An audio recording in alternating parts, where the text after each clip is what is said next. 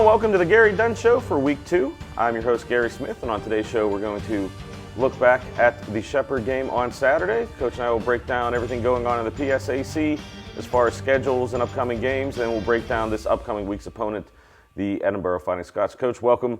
Monday morning, Saturday was a heck of a college football day. I know as a coach, you're looking at the result. As a fan, a lot of big plays, a lot of back and forth, but let's start breaking down one thing at a time. Sure. Last week on the show, you asked the fans to show out, and I thought it was a great atmosphere on Saturday. Great crowd. Really, really excited about the student crowd. It was a read-out, great student section. Obviously, our marching band, cheerleaders, dance team always do a tremendous job. But really pleased with the crowd. When I got there in the morning, we had recruits on campus. I got there about 10 o'clock, and the parking lot was jumping, and it was – it was much appreciated from not only me, but from every guy in our program. Yeah, normally on the only time of the year I get texts from the parking lot to say come out and grab a hot dog is during homecoming. But I had 4 or 5 people out there, students from the past and present students that were tailgating. So the crowd showed up, great atmosphere on Saturday, great football day. Opponent coming in, Shepherd, call them the Houdinis of the year. They've been escaping each week this year, but they're a second-half team and a comeback team and a good team, and you knew you guys were going to be facing a tough test. Yeah, at the end of the day, we just didn't play well enough to win the game. We played well enough at times, but at the end of the day, the things that we pride ourselves on is kind of what let us down, which is most disappointing to me. Played well at times, did some great things, but overall did not do what we needed to win the football game. And that's the disappointing thing because it was right there for the taking. And for us not to come out on top and to not finish that game is extremely disappointed for me and everybody in the program. But we got to get back to work today. We got meetings today at 3 o'clock, and we'll be on the field at 6 o'clock to try and correct some of the things that we did wrong and try and change the results next week. We'll break it down unit by unit. We'll start first with the offense. A lot of big splash plays. Let's just talk about, I don't know what the records are. It can't be more than 5, maybe less than 3 games where there's been a pass over 90 yards. You had 2 in the span of about 8 minutes. Yeah, Eric Willis and Davis Black had a nice little connection going on there. Thought the offensive line played well all day. I thought, the one pass you're talking about, the deep post protection was great. And we have confidence in our guys to make plays when you're throwing it from the shadow of your goal line and you're taking a shot down the field. It was something we had. It's good for our guys to see this. We had worked that all day. We weren't all week. We weren't happy with it early in the week, and Coach Salisbury devoted a whole period to that play right there, to that route, and obviously it paid off on Saturday. Eric did a tremendous job. He's electric when he gets the ball in his hands. We got to find a way to get him more involved. He had 6 touches for 272 yards, I believe. He had a really good day, but I thought up front the offensive line kind of dictated. The other one was a screen pass that we had, 2 blockers out in front that did a great job. We've got an athletic offensive line that can get down the field and make some blocks. And the second touchdown you're speaking of was a little screen pass.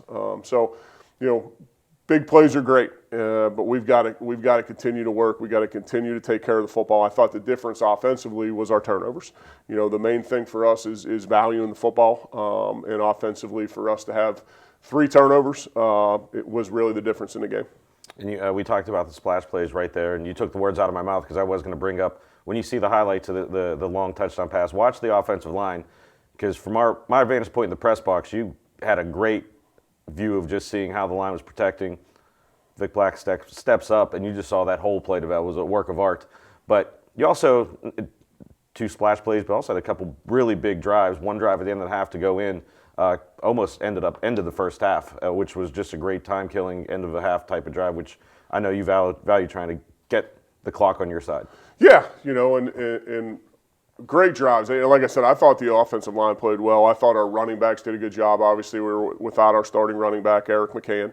He'll be back this week, which is good. We rested him this past week. But, we have a freshman in Bobby Boyd that steps up, and he's just under 100 yards. I thought he ran the ball well. I thought Devontae Williams ran the ball well.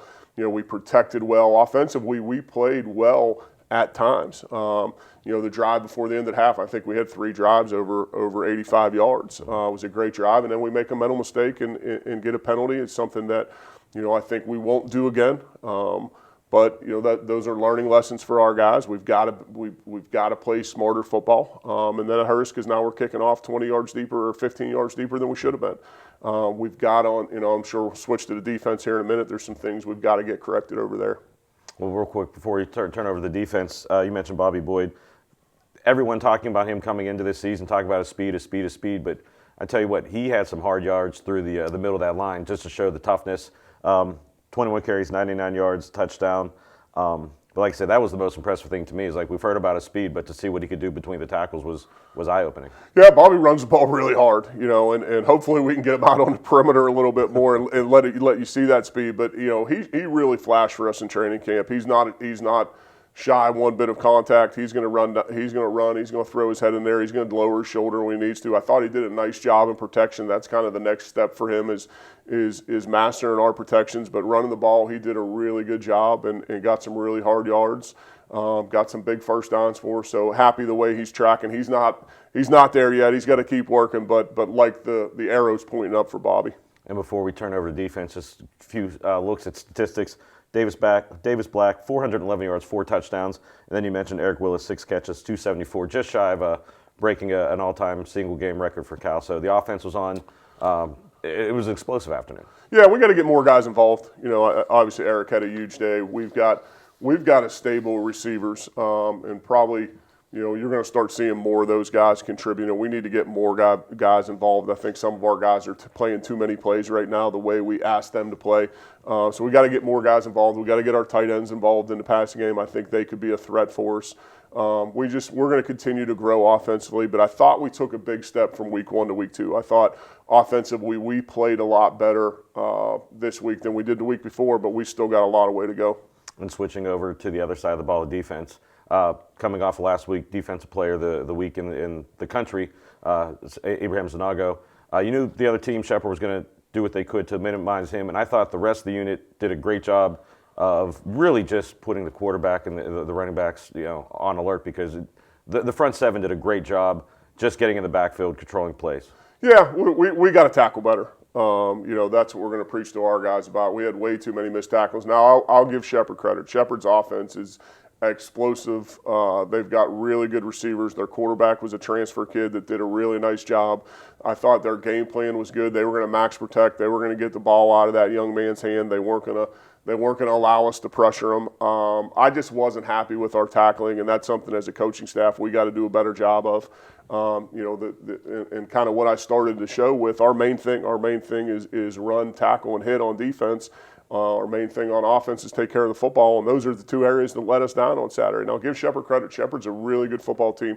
They're well coached. They believe in any situation that they're gonna find a way to win the game, and they did. And there was a few key plays in that second half that really changed the outcome of the game. We go up, I think 11.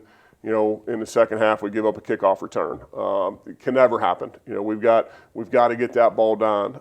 We go up, we get a pick, and we get a penalty in the red zone. The play, the last interception was a really good ball. It was a play call that we'd worked all week. It was a really good ball. We just kind of think we mistimed our jump there, and their guy made a great play. It was wide open, and if Eric times his jump a little bit better, he's probably the national player of the week because he's going to have another 70-yard touchdown. So, the ball just didn't bounce our way, but that's, when we talk to our guys, we got to make it bounce our way with how we work, our hustle, our effort, our determination, and obviously Saturday it just didn't work out that way. And let's take a look at the highlights from this past week's action against Shepherd. And after the break, we'll break down this upcoming week's opponent. You're watching The Gary Dunn Show right here on CUTV.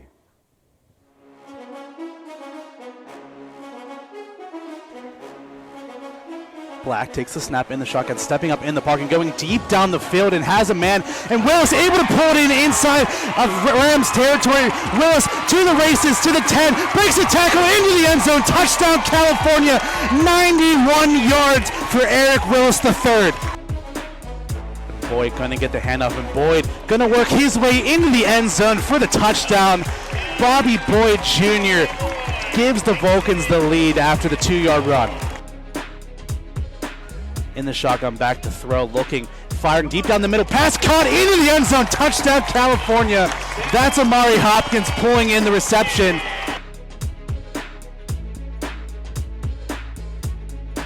Morgan back to throw, firing deep down the middle, and that pass is caught, and one man jukes it into the end zone for the touchdown.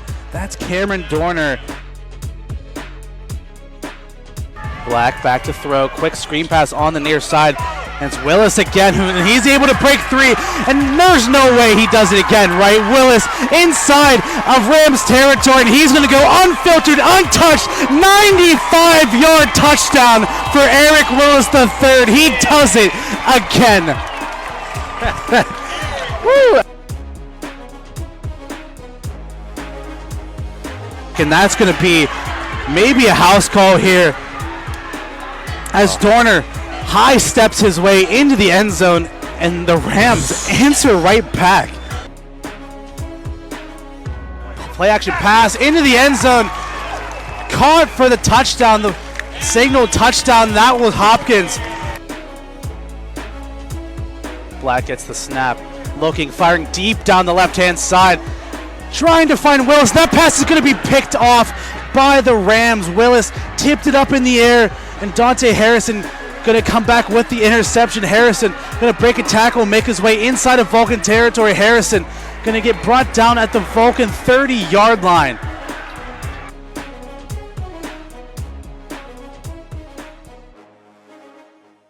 Join us for the 6th annual Vulcans Athletics Day of Giving, kicking off at 8 a.m. on Tuesday, September 26th, to support Vulcan Athletics.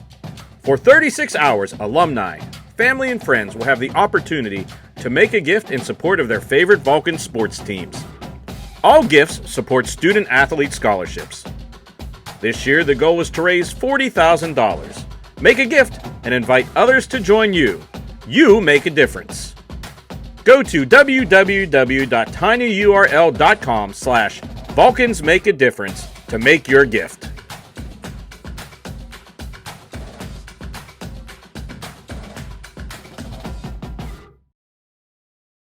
A new season of Vulcan football is set to begin September 9th versus Kutztown, September 16th versus Shepherd, September 23rd at Edinboro, September 30th versus Clarion, October 7th at IUP, Homecoming October 14th versus Seton Hill, October 21st at Slippery Rock, October 28th versus Mercyhurst, November 4th at Gannon, November 11th at East Stroudsburg.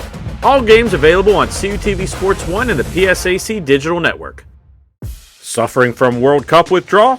Well, Vulcan men's and women's soccer has you covered.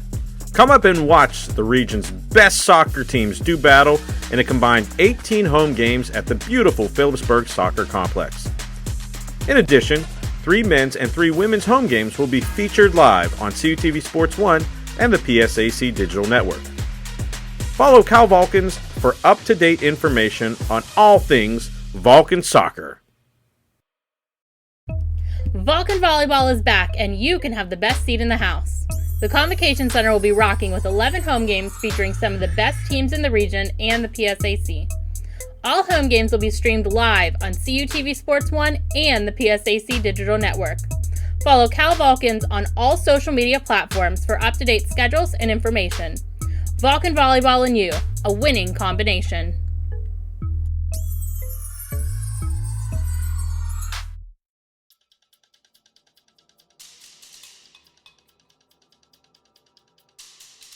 Hand off to McCann, and he gets a lane, and he's going to go off to the races as he crosses the 25, 50, 10, 5, touchdown, Vulcans! There's the snap, hand off to McCann once again. Oh no, play fake, and touchdown, Vulcans! It's Cam Tarrant. It's going to make it 13-0. He drops the pass, and it's intercepted by Noah Dillon. Oh, he's going to lane. He's crossed the 50. He's up 40. He's up 30. Up 25, 20, 15, 10, 5. Touchdown, Vulcans! Her hand off to McGriff again. Fakes the throw, and touchdown, Vulcans. Cam Tarrant with the touchdown. And takes the snap, hand off up the middle over to McGriff, or to McCann, and he's in for his second touchdown of the day. Man in motion, and they're going to hand it off to McCann again, and he's going to bounce upfield and get knocked right into the end zone for a touchdown. Hands it off to Williams. Williams going to run up the lane, and he's got some blockers, and touchdown Vulcans.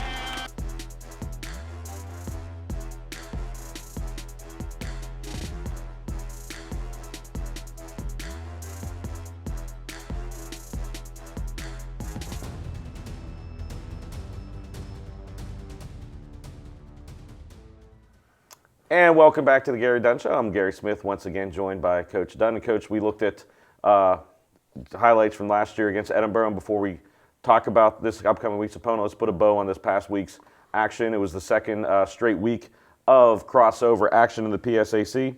Other scores around the conference: Kutztown beat Mercyhurst at home 47-14. Westchester beat Gannon 38-31 in Westchester.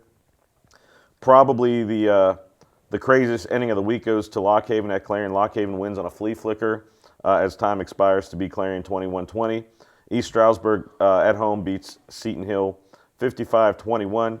Edinburgh goes to Bloomsburg and wins 23-13. Shippensburg loses to IUP at IUP 49-14.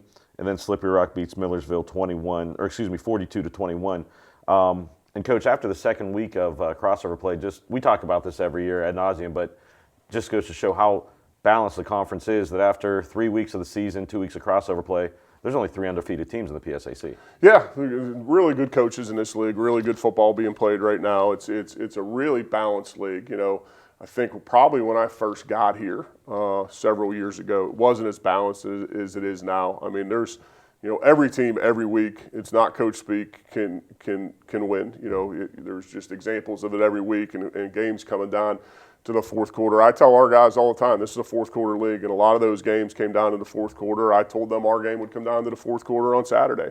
That's just the way it's going to be in this league, and great balance across the whole league, both East and West. And speaking of the West, there's always, in my opinion as a fan, there's always two, other than homecoming, there's 2 days I look forward to: season opening game, but also whenever the calendar and the schedule flips over to divisional play. Sure. Because that's, no matter what happens in the first 3 weeks, if you take care of what you need to take care of the division, there's still a lot out there for the team. And this is the first week of divisional play. California travels up to Edinboro, as we've had every year since, I believe, 1923. You're right. And contrary to popular belief, Coach and I were not at the first couple games in the 1920s. So, but Edinboro looks to be improved this year. They played a tough Duquesne team on the road first week. Then they lose by 7 to Shepherd, and then they got a win last week. So I know you've been watching film for the past couple of days. What do they look like on offense? Much improved team. I tell you, offensively, they've got some explosive guys. Their one wide receiver, number 0, is an explosive guy. Their tailback is a guy kind of like Bobby Boyd. He's a home run type guy when he gets on the edge or he gets out in open space. The quarterback's doing a really nice job of allowing his weapons to make plays for him. Against Shepherd, they had 2 really long runs, and they've got some fast guys outside. They're doing a really nice job offensively. They kind of, keep you off balance, run to pass. They're a very balanced offense, and they do some things that are really nice. So much improved defensively. Flip it over, very active. They're going to blitz. They're going to blitz safeties. They're going to blitz corners. Strong up front. Linebackers are solid, that guys that can run and tackle, physical type kids. So it's going to be a test. They're a much improved team. I think that week 1 game against Duquesne, they just turned the ball over. It wasn't, and it's just one of those, sometimes that happens in college football. You get a couple turnovers and things don't go your way, and it kind of snowballs on you. They go and play Shepherd to a 7-point game. And really had some opportunities in that game. And then they go out to Bloomsburg this weekend on the road and get a big W, kind of convincing W on the road. So really improved team. Their coaching staff, I believe this is probably year 3 for them. So they're starting to really get their guys, their recruits in, into their junior and senior year. And sometimes it takes time, but they're doing a really nice job. Yeah, I know you can really see the growth in that program from the first year that coaching staff got here to now. That they're really, you got to look at them each week. Because like I said, I was watched a little bit of the Shepherd game before this week to look at Shepherd, and then I was seeing them. It was eye-opening to see the change that's been just in the last year, not 6 months, 12 months. Right, yeah, and they're good on special teams. They got they're probably they got an All-American punter returning. He also does their kickoffs for them. Their head coach is a special teams guy. He's going to try and create advantages. Last year they got an onside kick against us, schemed up and did a really good job. They're going to bring pressure on punts. They're going to bring pressure on field goals. They take great pride in their special teams, so that's one area that we're going to have to improve in this week. If we want an opportunity to go up there and have success, we've got to get better at special teams. And another caveat, usually by this point in the season, you've already played a road game. The team knows the whole routine. Get on the bus, you eat, whatever, eat, get on the bus. How much more of a challenge as a coaching staff is it for you and your guys to get the team ready to go on the road for the first time and in a divisional game? Yeah, I'd rather play all of our games at Adamson Stadium, but sometimes it's good to get off campus too. We're gonna head up Friday afternoon. Sometimes it's good to get the guys away and do some team stuff and be able to spend some time in the hotel with just us. So that's not usually a bad thing. It's just sometimes the distractions of home games can be a little bit much. When we get on the road, it's something that we're gonna embrace it. And the good thing about everything is the Vulcan fans can embrace a nice road trip up to Edinboro. It's a 2.5, maybe 2 hours and 25-minute drive from here to Edinboro. Cheer on the Vulcans. The stadium is one of the better ones in terms of visiting stands. You're right there. Yep. You can support the Vulcans. If you can't make it, if you get the doctor's excuse from Coach, CUTV and WCAL will have you covered. It'll be noon live on the PSAC network and also CTV Sports 1. And before we wrap up, Coach, I'm just going to tell the fans the rest of the schedule this week.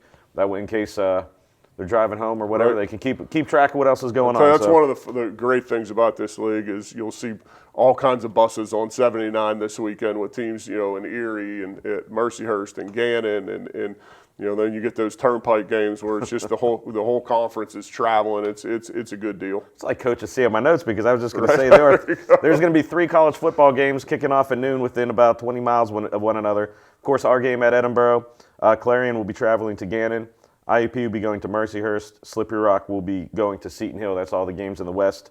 And then over in the East, Westchester at Millersville, Kutztown at Shepherd, East Stroudsburg at Lock Haven, and then Bloomsburg at Shippensburg. But just a great slate of action on Saturday. But once again, the only game anybody watching here should worry about, noon at Sox Harrison Stadium. Once again, come on up. I know Coach would love to see the red and black behind his team. But again, if you can't be there, watch us and listen to us on CUTV and 91.9 FM WCAL. And finally, Coach, what is your message to the team going into this weekend for this week of practice? Yeah, we just got to continue to improve. We've got to continue to improve in all areas. I think special teams is going to be a huge emphasis for us because Edinboro likes to create opportunities through special teams.